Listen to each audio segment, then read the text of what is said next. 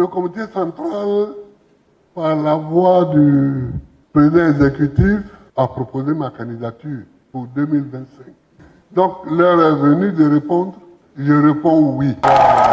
C'est lors de la première réunion du comité central du PPACI, Parti des peuples africains de Côte d'Ivoire, que le président Laurent Gbagbo fait cette annonce.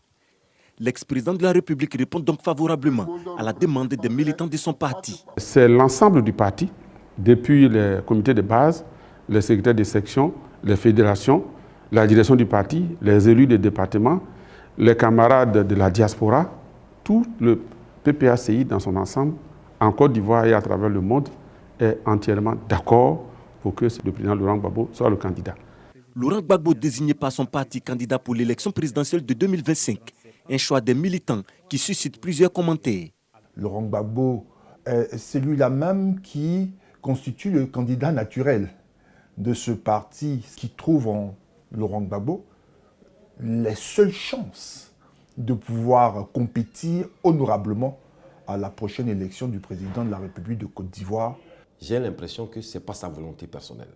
Et il a dit lui-même, s'il devait le faire, c'est à cause de ses camarades, c'est à cause du combat de ses camarades, et il va se mettre au service de ses camarades. Le PPACI mise donc sur son candidat naturel pour l'échéance électorale de 2025.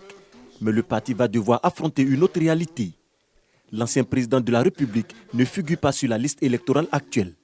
Il se trouve que Laurent Gbagbo connaît un handicap. C'est que Laurent Gbagbo, frappé d'une condamnation de 20 ans de prison, se voit donc être radié de la liste électorale parce que même la grâce présidentielle ne suit pas ou n'ôte pas la responsabilité pénale de celui-ci.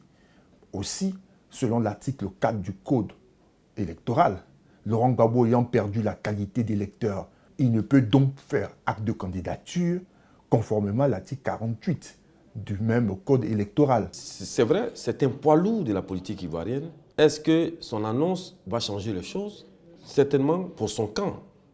Justement, pour le PPACI, effectivement, on a senti qu'il a libéré beaucoup de personnes. On a senti que ça a redonné de la vigueur à ses militants. Pour le PPACI, seule la voie du dialogue peut résoudre la question de la réinscription de l'ex-président sur la liste électorale. Le PPACI pense que les questions politiques se règlent de façon politique, par des discussions politiques.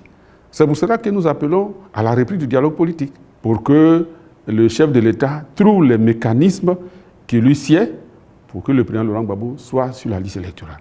C'est lui qui a les manettes, c'est lui qui a les leviers du pouvoir, c'est lui qui a les éléments constitutionnels, les éléments légaux pour régler ces problèmes.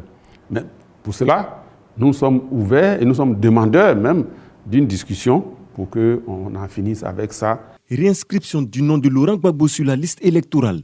Le porte-parole du gouvernement se prononce. Les questions, donc, je dirais, d'éligibilité de M. Gbagbo sont des questions qui sont juridiques. C'est une décision de justice qui a été transmise à la CEI qui a fait qu'il ne peut pas être sur la liste électorale. Ça reste une question de justice. Nous sommes dans un état de droit. Je pense que M. Gbagbo est quelqu'un qui croit à l'état de droit, mais il saura respecter les décisions de justice. En attendant, le PPACI salue certaines actions du pouvoir, à savoir la remise en liberté récemment des 51 prisonniers, des actes qui contribuent à la décrispation de l'environnement sociopolitique.